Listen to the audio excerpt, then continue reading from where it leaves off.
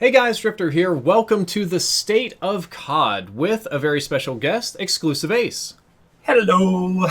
And once again, I have to renege on my promise not to play Call of Duty, but it's sort of a special topic, an important event, so I have to make exceptions where it's important. We're going to do about an hour of CoD, and then about an hour of Apex, and talk about this game, that game, and, of course, the State of CoD. Alrighty, so let's go ahead Alcatraz. and deploy with some randoms. So we'll Man, I got start so off lucky. with this. What do you think about Alcatraz? It's a little chaotic. I like it overall. It's a nice change of pace from the standard Blackout.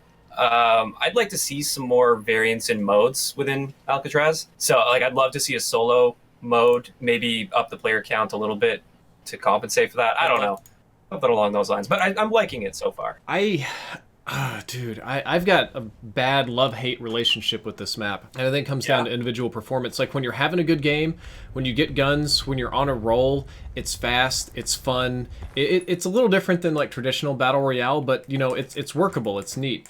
But if you get just pooped on in the beginning and you're a part of the pistol parachute revenge squad, it's really miserable to come back in over and over and over and over again with nothing but, I guess, harsh feelings to fight with. Yeah, it can be a little difficult to recover from, I find. Yeah, it is kind of a snowball sort of a mode, and it's fun at times when you can get the nice, 15, 20 kill win. If you can pull that off. So that's the other thing about this map that's a little strange. The strategy, I think, really is to just go down straight from wherever you're at. Because another team's going to spawn on top of the location that you want to go to, so... Whoa! I didn't hear anything! Beautiful shoot. Beautiful shooting, beautiful shooting. Thank you. Alright, I gotta go with level 3 armor down low here. God bless. There's a dude with a hammer up there, and all I had was a pistol. I couldn't even kill him. Okay. Oh, thank God. Can I get a res? So this mode is currently so chaotic, we've been completely unable to discuss the State of CoD. Yeah, State of CoD. Yeah, we're supposed to be doing something here, aren't we? Yes. We're supposed to be doing a content, my man. One thing, you said you're not playing any multiplayer. No. How long has it been since you played multiplayer? Oh my God. I haven't played multiplayer in... I think I got one video done a month ago that I played multiplayer for 5 minutes in. That's really it. That's all the multiplayer that I've done. We'll go ahead and start off with the big one, because I know that's what my fans want. Black Ops 4 monetization issues. I've been using the word anti-consumer a lot, and it's spread around a little bit. How do you feel about Black Ops 4 monetization? I've discussed this a little bit as well. I'm usually very careful about saying anti-consumer, because I really try to look at both sides of things and really look at the position Activision is in, and they have to please their shareholders and everything. But they've taken it too far this time, especially with that hammer. That was the thing that really did it for me. $28 hammer. Come on. That's half the price of the game. Dude, you got 10 tiers and some stickers, crates, tags. That'll be some supply drops that'll be stickers. So here's a question I'll have for you. Imagine I am a lifelong Counter-Strike player and my PC was exploded in a tragic pornography incident, and I have now converted to PlayStation 4 on Call of Duty. But I want to know, what's the monetization system in this game like? What should I expect? How would you explain that to me? All of them. Everything that you can think of. If you can think of a monetization strategy, they're doing it. Aside from pay-to-win armor and guns and bullets. That's about it. That's the only thing they don't do. When it came time for me to explain to my friends, what's Call of Duty like? What's it about? And I would just have to say stuff like, well, you know, you buy the game, and then you buy the pass, and then you buy the tiers for your battle pass, which is different from the pass, and then you buy loot boxes, and then after you're done with loot boxes, there's direct buys, and then there's challenge buys, and you can kind of see where this is going. Yeah, it's so much. I actually legitimately, even when I was doing Call of Duty full-time as my job, I cannot keep track of exactly what was supposed to be going on. What was the monetization? Yeah, I zone out on that stuff a lot. I don't know what's going on with a lot of cosmetic stuff, because there's just so much happening all the time that I just don't care. I only care about the new guns that actually come. I like that they at least didn't go Black Ops 3 with it when it comes to supply drop weapons. I like the fact that there is a direct route to get the guns just by playing the game. So that's one positive I'll give them. But yeah, the big thing I don't get when it comes to their monetization strategy is it doesn't seem to align with their other strategies with the game. I feel like they should be really focusing on player retention and making sure players are sticking around and treating it like a service if they're going to be doing that many things with monetization. Okay, I'm coming. Trying. And I actually agree with you on that. I think if they were treating the game right and really giving us a service that we love playing every single day and they really keep us hooked, then sure, throw in those microtransactions to an extent. But it's not a service. It's an every year $60 game. And you talk about player retention, that reminds me a lot of World War II. So the question is, does this game in any way remind you of World War II when World War II was losing players pretty bad? Yeah, definitely. I don't know if they can pull that 180 though, like World War II did. But yeah, it's not a game as a service, and people are like, well, if you don't like the microtransactions, don't buy them. Okay, that's fine, but I bought the game, and I bought a pass for my game, and I bought so much stuff for my game, I don't have a desire to just buy more. Like, how much more does Activision want me to buy before they say, okay, you know, you've got the finished product? And I think the answer to that is always more.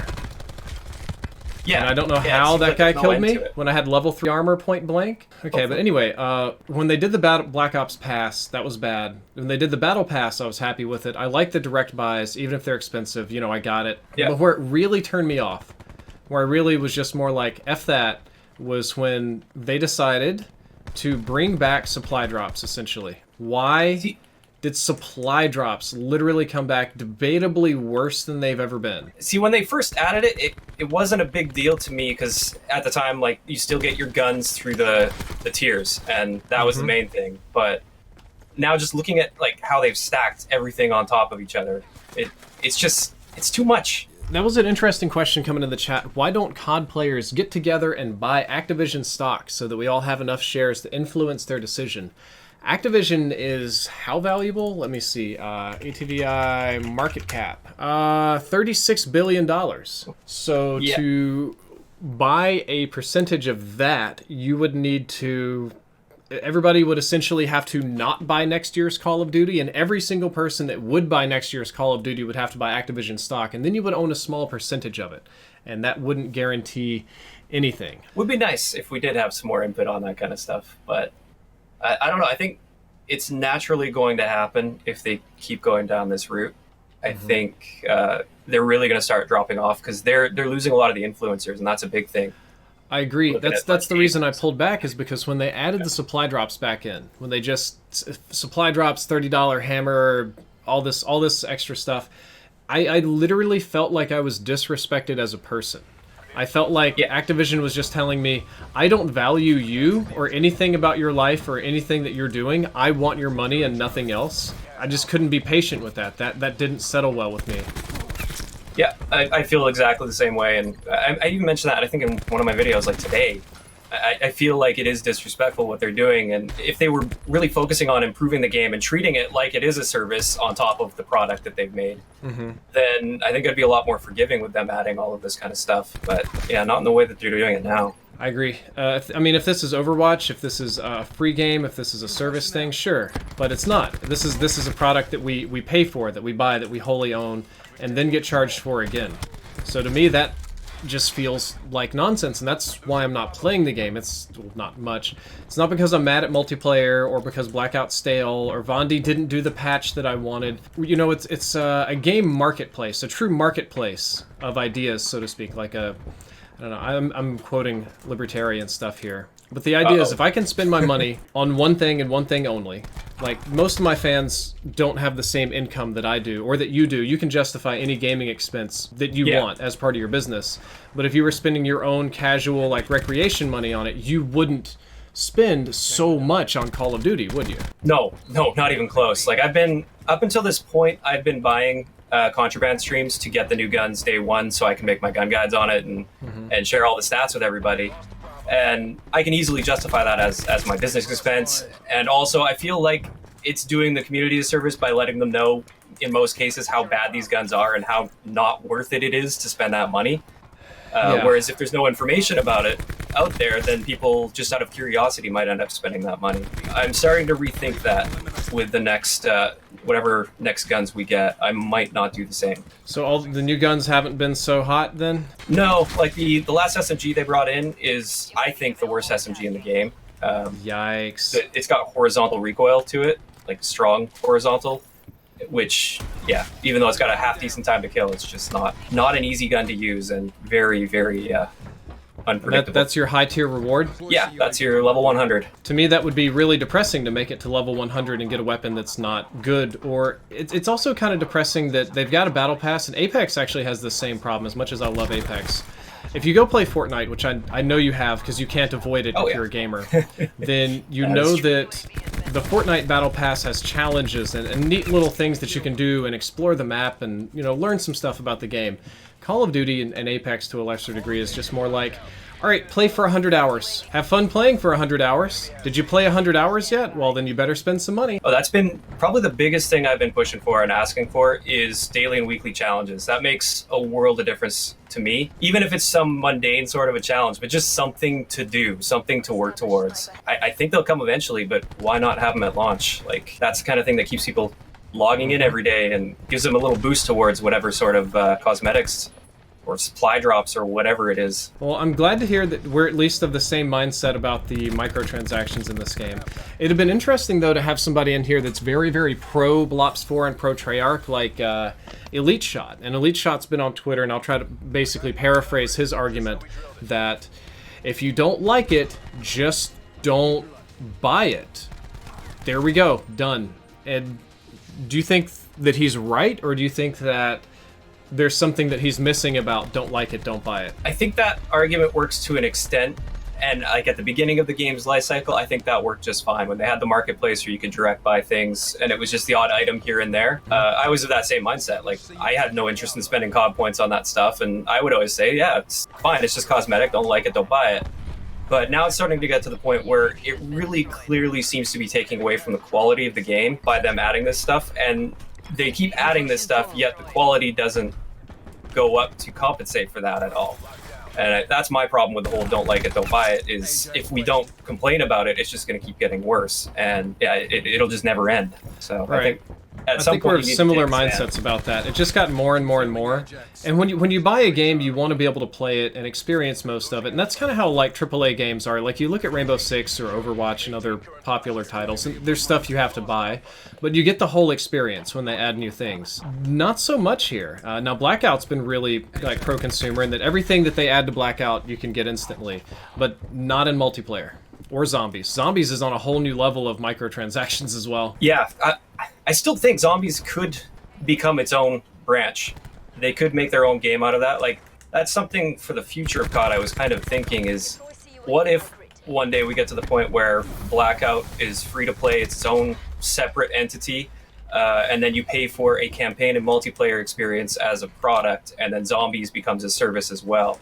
That's kind of what I was hoping for, and I really think that's what Call of Duty's prepping for. If I'm not mistaken, I think COD Zombies is its own sub-brand. Like, that's why Infinite Warfare had Zombies instead of Extinction, is because Activision has its own COD Zombies brand going on, and they want to maintain that. Then a question for you, and I'll get on my high horse, and I can't criticize too much because I'm doing the thing I'm not supposed to be doing. But if you think that the microtransactions are bad, how do you justify playing the game to your fans that you know will inevitably end up spending some kind of money on it? Is it still fun for you?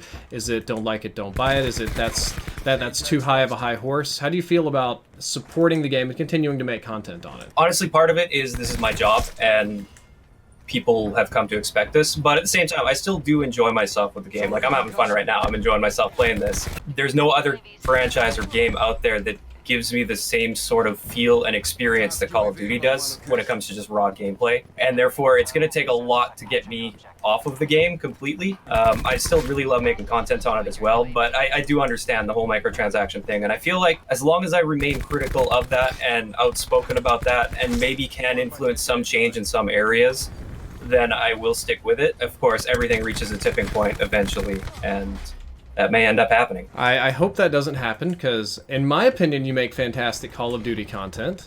My fans have let me know how fantastic your content is as well.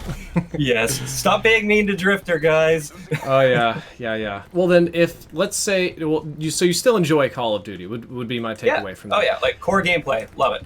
Yeah, I'm in the same boat. I still enjoy playing this game. Now multiplayer, I'm not as big on. Once I got on Blackout, I got bad hooked on that. I was on the Blackout train for life. It's hard to come back to this sort of what's the right word? Low reward. I don't feel rewarded for winning at Dom. You know, I just run around and shoot at people and cap a flag or two. But Battle Royale, this is where Blackout hooked me, is intense. It's sweaty. You're the best person in 100. It comes down to the wire, a survivor, and you know, you're making your own story, and you don't have any sort of easy mode. Yeah, I just pulled out a war machine and dropped 4 kills. No, you earned the kills that you got in that mode because you scavenged and positioned. So that was really fun and addictive for me, and I played the crap out of Blackout. Yeah, see, for me, I've always just preferred the multiplayer experience. I like Blackout. I really like what they did with it. I think they've done a good job overall with it being their first entry into Battle Royale like that. But the moment Apex came out, I completely lost all interest in Blackout. And so now I stick to CoD multiplayer, and then Apex is my Battle Royale game. So you're an Apex fan as well? Oh, big time. Love it. Dude, I've seen a few of the guides. I love Apex. I've been playing it a ton. I've been doing it on both PC and PS4. Very different metas for each of those. But Apex did the same. Like, I played Apex the first day or two, not feeling it quite so much. It was a little strange. And then once I finally learned the game, oh my god, it was just bread and butter for me. Speed, aggression, I was in heaven. I was all on board the Apex train. Yeah, that's how I feel about it too. When I go back to Blackout now, I feel like so many things are lacking in Blackout that I never would have noticed before Apex came out, but I feel like Apex really pushed things in a good direction for the Battle Royale. Well then, what do you think is going to be the future of Call of Duty? Because you talked about earlier when we were dying in Alcatraz that you felt like the player base was going down and that it should be more like a World War II focus. Like after Condrey and Schofield left and the new designers took over and they're like, to hell with everything, we're just going to make the game fun and get players going. Do you think this game's going to have to go that way, or do you think the player base is going to continue to drop? And does this affect the way that you look at it as a content creator? Because your job is COD now, but if COD implodes, what's your job? All right, so the first part, I don't think Black Ops 4 is at the same point that COD World War II got to. I think COD World War II was at the point where people were really jumping ship hard, and I think there's still a pretty solid player base in Black Ops 4. Maybe not on Twitch or YouTube or anything like that, but there's still a lot of people playing as far as I can tell, and interest seems to be still decently high. So I don't think it's quite as extreme as the World War II situation, but I do hope they make a 180 in some way. As far as if it keeps going downhill, I mean, I'll always adapt. If it turns out that it's no longer financially viable to be covering Call of Duty, then yeah, obviously I'm going to have to do something about that and find something else to branch off into. How do you feel about what's coming up next year? Because the rumor is Modern Warfare 4, and that just would not surprise me at all if that was the game.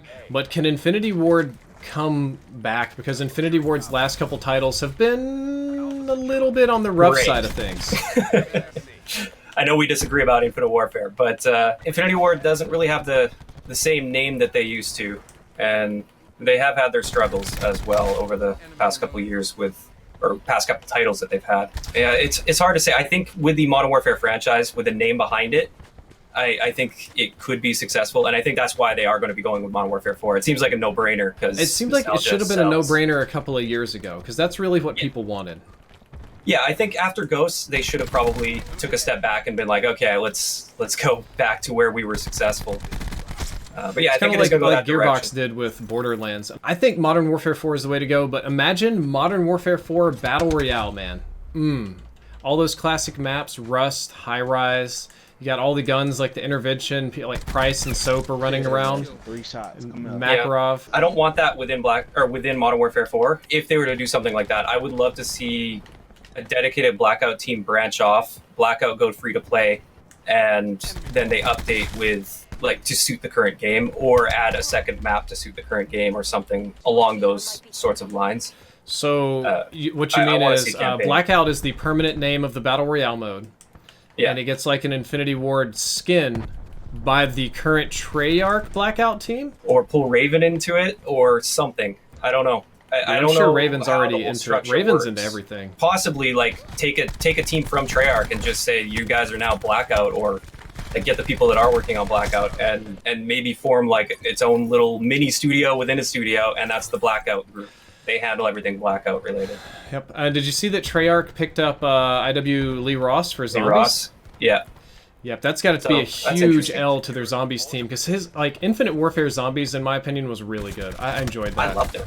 Yeah, it's one of the few zombies. Actually, I think that's out of any zombies game, that's the one I played the most. It's great for like really casual. Like, I don't want to take the game too seriously. I don't like the dark and grimy environments. I like just upbeat, sort of fun and silly kind of stuff when it comes to that. And so I love enjoyed what the they did movie with it. reference part of it too. So I'm a big movie guy. Oh, I yeah. love watching movies and stuff. Watch them all the time, more than I really should, to be honest. And the fact that they made a zombies mode that paid homage to 80s, 70s, 50s, and 90s and 2000s horror was just super fun for me. I loved that. They had all the like original actors, like they got Pam Grier to come in and basically be Foxy Brown and Elvira. They even had, the intro was basically 13 Ghosts of Scooby-Doo. I could go on about that all day. Yeah, I'm not into that stuff enough to even to add to that at all. I'm not a big like movie buff, especially like classic movies and stuff. It is neat that they're doing that kind of like crossover type of thing, and it's nice. And I'm excited to see what happens this time around, see what they decide to do. You think they're gonna have a campaign this year? Oh wait, no, they did mention they are having a campaign. Okay, they already mentioned they're confirmed. having a campaign? Yeah, that is confirmed. Yeah, it pissed off a lot of COD players, which was really surprising to me, because I didn't think that many people really cared about campaigns, but apparently they do. Yeah, apparently for the really casual sort of base, it seems. I guess a lot of hardcore people too. They really, really like campaign. I'll be honest, like I haven't finished a COD campaign since Ghosts, I think. I think that was the last campaign that I actually played start to finish. Yeah, so for me, it doesn't really matter, but it seems like that's what a pretty big portion of the community wants. I think it was just that it's always been part of the package, and all of a sudden it's not part of the package, you know? And Yeah. there's a fair bit of people that would play the campaign to get ready for multiplayer or don't have the greatest internet, so they would play campaign and solo zombies and stuff like that. Can't really do that with no campaign available. And the Black Ops 4 non-campaign was not fun at all. Yeah, well, I think the thing that I don't like about the fact that there's no campaign in Black Ops 4 is I feel like they pulled so many resources over to Blackout. And traditionally, it's like campaign, you don't touch it post-launch, or barely touch it, if anything. And then the focus is multiplayer and zombies, and that's two different teams. And it seems like this time around, that went out the window, and now multiplayer is stretched thin, covering Blackout as well as multiplayer. And in that sense, I kind of wish there was a campaign instead, but at the same time, Blackout's awesome, and I really like what they did with it. So do you think Infinity Ward is going to have a flopperooski next year, or do you think they're going to come back and drop a winner? If you title it Modern Warfare 4, no. It'll sell really well. I think that's all they have to do is put the Modern Warfare name on it. If they don't put the Modern Warfare name on it, which I think would be a big mistake, then yeah, I think it could be a flop. I agree. Kind of like, it was so confusing. They've had a really hard time naming their games. They had Ghosts with an S, but everybody thought it was Ghost Riley without the S, and they still call it COD Ghost without the S. And then you had Infinite Warfare by Infinity Ward, and it wasn't Infinity Warfare or Infinite Ward. I feel like they've been taking their naming strategies from Team Xbox. Yeah, I think that they thought that would be a great strategy for brand recognition or something, but it didn't work out as well as they hoped. Not even remotely. One thing that's been on my mind a lot is, we've talked about Blackout should be free to play. Call of Duty should be free to play. This should be a game as a service model, because every other game is going with the service model.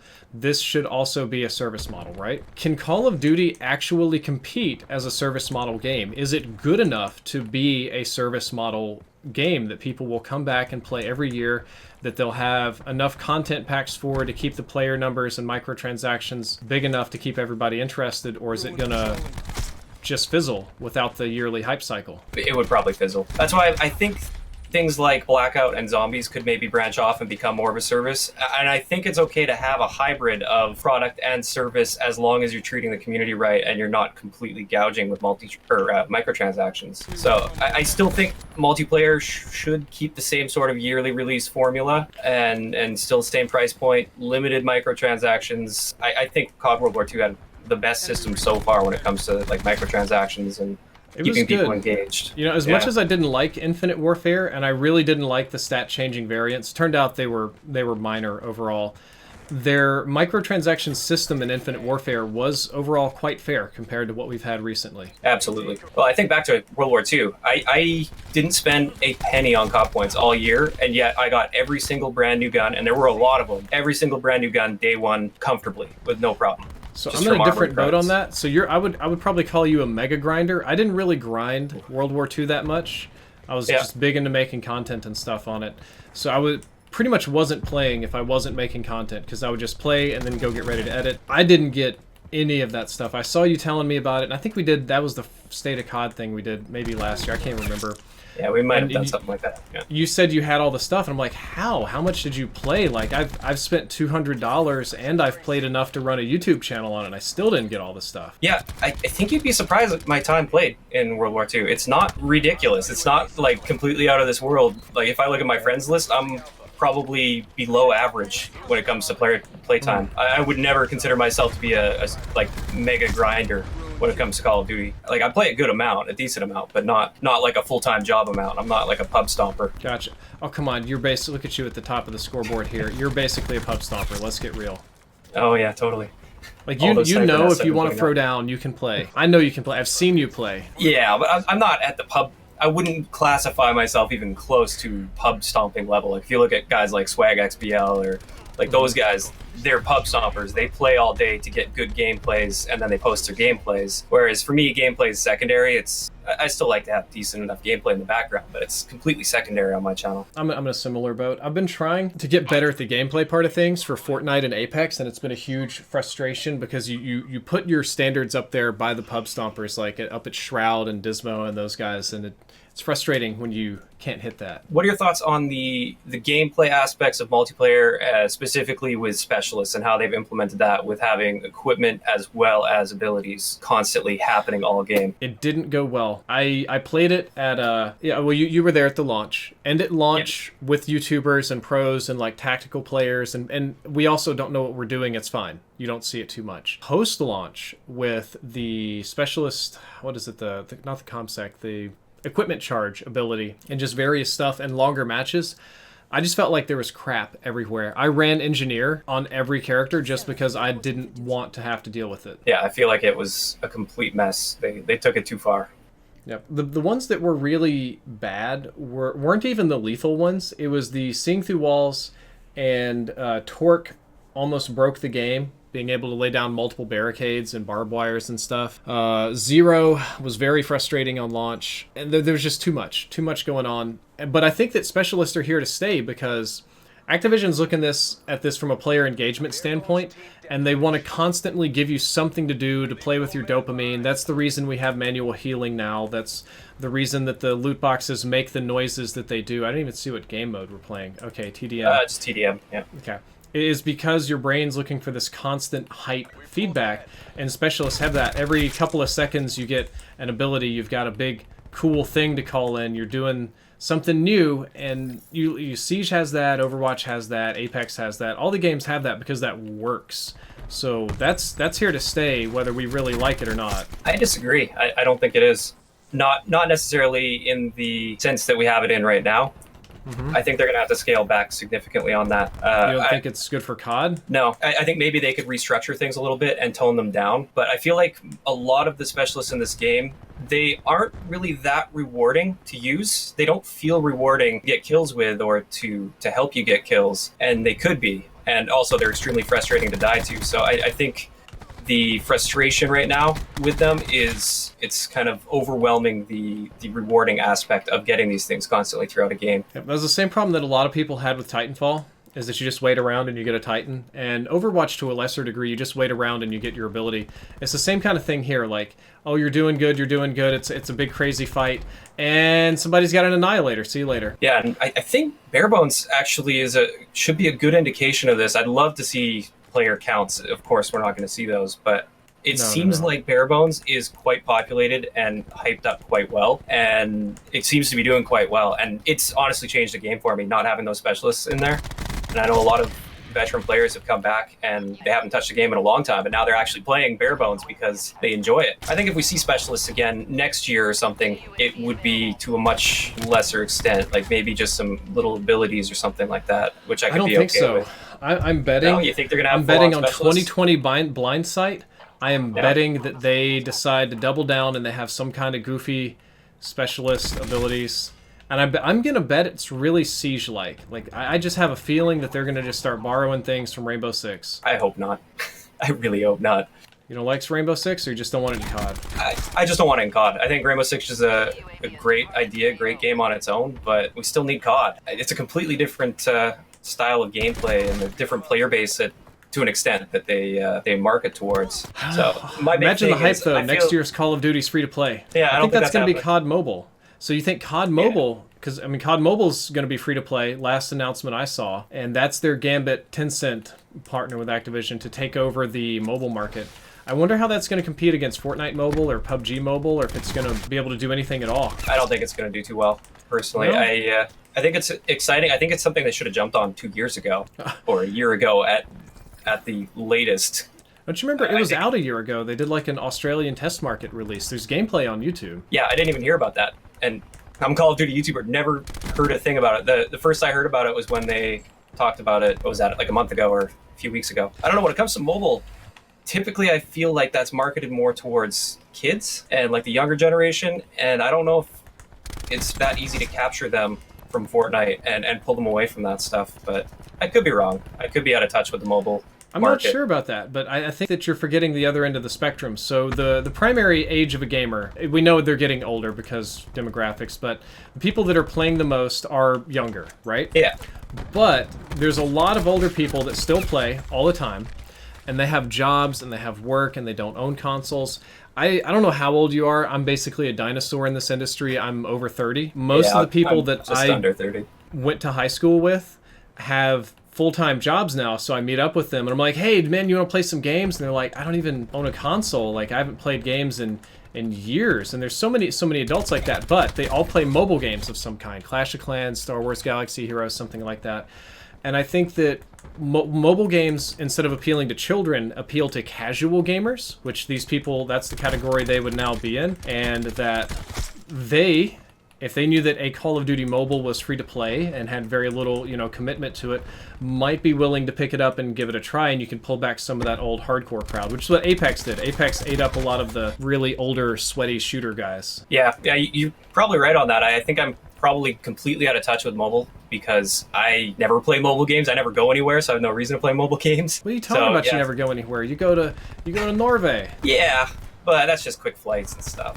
Can't be playing on the flight. Okay, how long is your flight to Norway? A good trip is 10-hour total trip.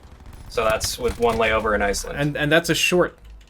Wow. Yeah, that's my best case scenario is 10 hours. I don't know. I've got hopes for COD Mobile. And if COD Mobile had the same kind of things that Black Ops did, but its base was free to play and its content was free to play, like new zombies map free, new multiplayer maps free, new Blackout stuff free, but it had microtransactions out the wazoo, I'd be much more comfortable with that because I already get a free product and I really get to pick and choose what I want instead of being kind of lulled into buying more than I originally intended. Yeah, I hope it's successful. I hope it does well, and I hope I'm just out of touch and I have no idea what I'm talking about when it comes to mobile. I do realize play it when it comes out.